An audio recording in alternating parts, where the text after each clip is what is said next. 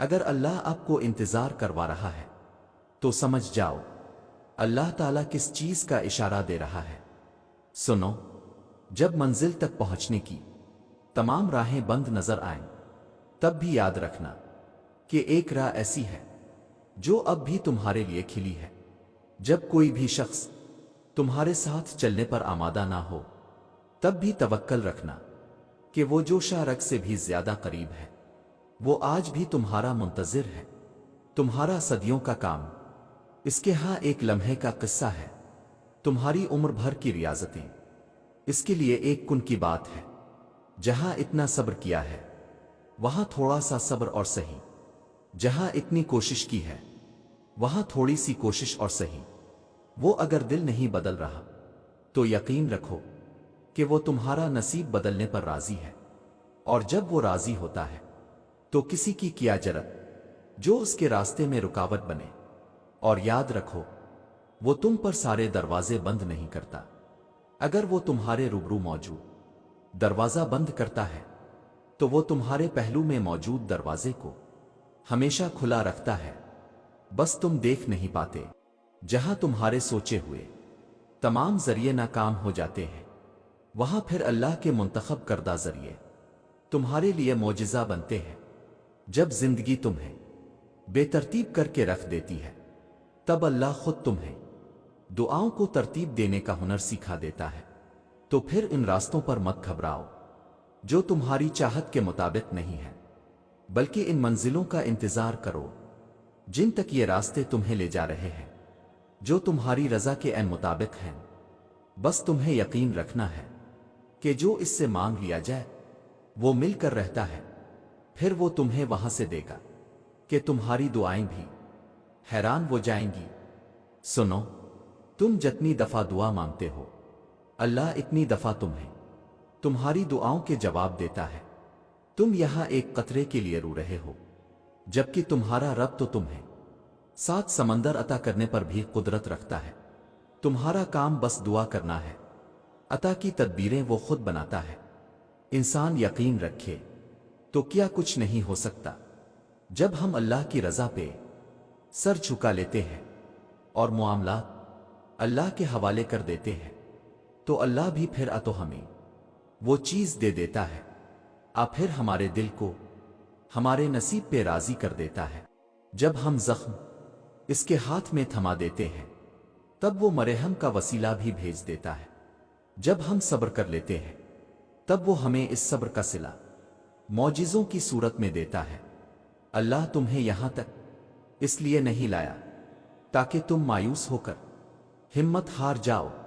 تمہیں کیا لگتا ہے کہ تم آج جہاں ہو وہاں بے وجہ ہو؟ تم خود یہاں تک نہیں پہنچے ہو بلکہ تمہیں یہاں تک لایا گیا ہے۔ تم نے بے شمار تکلیفیں آج اس مقام تک پہنچنے کے لیے ہی برداشت کی ہیں۔ اتنا سفر طے کرنے کے بعد آج جب منزل تمہارے سامنے کھڑی ہے تو تم کیوں ہار گئے ہو؟ اتنے کٹھن صبر کے بعد اب جب صلہ ملنے کا وقت آیا ہے تو کیوں راستے میں ہی ٹھہر گئے ہو؟ اٹھو، اب تو سفر ختم ہونے کو ہے۔ اب تم منزل کے نہیں بلکہ منزلیں تمہاری منتظر ہیں۔ اب تمہیں معجزوں کا نہیں بلکہ معجزوں کو تمہارا انتظار ہے۔ اب کن تمہاری ایک آخری دعا کا اردے باندھے ہوئے ہے کہ یہاں تم مانگو اور وہاں تمہیں منہ سے نکلی پہلی فریاد پر نواز دیا جائے۔ اب صبر کے زمانے گزر گئے، اب صلے کا وقت ہے۔ اب بات سسکنے کی نہیں رہی، اب قبولیت کا وقت ہے۔ اب مسافتیں ختم ہونے کو ہیں، اب آنسوؤں کے مسکراہٹوں میں بدلنے کا وقت ہے، کسی اور کا نہیں۔ اب یہ تمہارا وقت ہے۔ ہزاروں مایوس لوگوں میں سے اگر اس نے تمہیں دعا کی توفیق دی ہے تو پھر وہ کیسے تمہاری دعا رد کر سکتا ہے؟ جس نے دعا کا حکم دیا ہے اس نے قبولیت کا وعدہ بھی کر رکھا ہے، تو پھر اس دل کو منا لو یقین پر اور اس کو اپنی رضا میں راضی کر لو۔ اگر اس نے راضی نہ ہونا ہوتا تو وہ تمہیں بھی کبھی منانے کا اشارہ نہ دیتا، اور وہ یقیناً تمہیں وہ سب دینے والا ہے جس کے لیے تم راتوں کو اٹھ اٹھ کر رویا کرتے تھے۔ بس ایک دعا ہی سب بدلنے کے لیے کافی ہوتی ہے، خاص طور پر تب جب کچھ بھی بدلنا دل کو ممکن نہیں لگتا۔ اللہ تم سے بہت محبت کرتا ہے، وہ تمہیں ہر اس لمحے میں سنتا ہے جب تمہیں خود بھی تمہاری آواز سنائی نہیں دیتی۔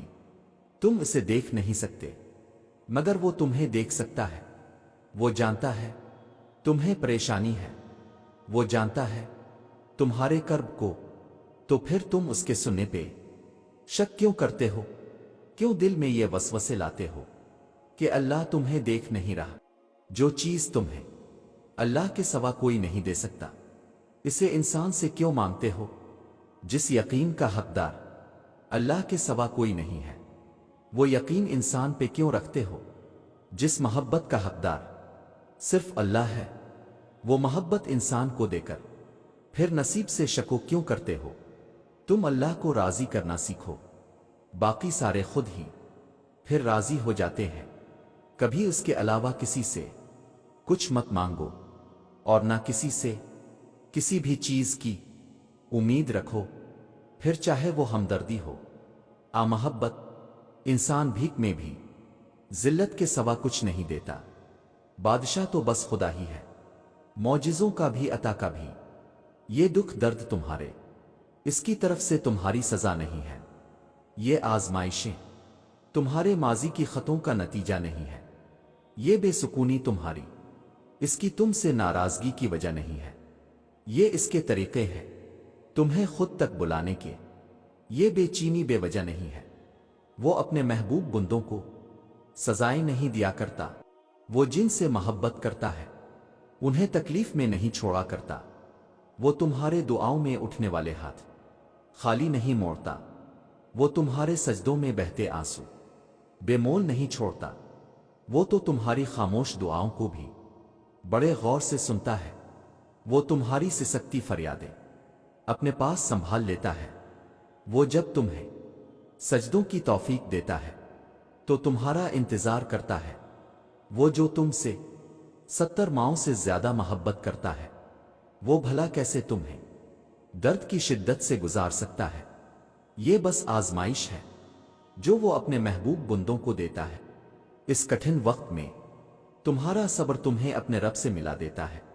جب صلے کا وقت آتا ہے تو وہ اپنی رحمت کے سارے دروازے کھول دیتا ہے۔ جب کن فرمایا جاتا ہے تو آسمانوں کے فیصلے تمہاری رضا کے مطابق لکھ دیتا ہے، پھر وہ بھی حاصل ہو جاتا ہے جو کبھی لا حاصل رہا ہو۔ پھر وہ نوازتا ایسا ہے کہ ہر ناممکن ممکن کا روپ ڈھال لیتا ہے۔ اگر اللہ آپ کو انتظار کروا رہا ہے تو اس کا یہ مطلب نہیں کہ وہ آپ کو سزا دے رہا ہے، بلکہ وہ آپ سے کچھ دیر تک رابطے میں رہنا چاہتا ہے۔ وہ چاہتا ہے کہ آپ مزید دعائیں کریں، وہ چاہتا ہے کہ آپ اس سے بات کریں، وہ آپ کی آواز بار بار سننا چاہتا ہے، اس لیے وہ آپ کو وہ چیز نہیں دے رہا ہے، اور اسی وجہ سے وہ اس چیز کا خیال آپ کے دل و دماغ سے نہیں نکال رہا ہے۔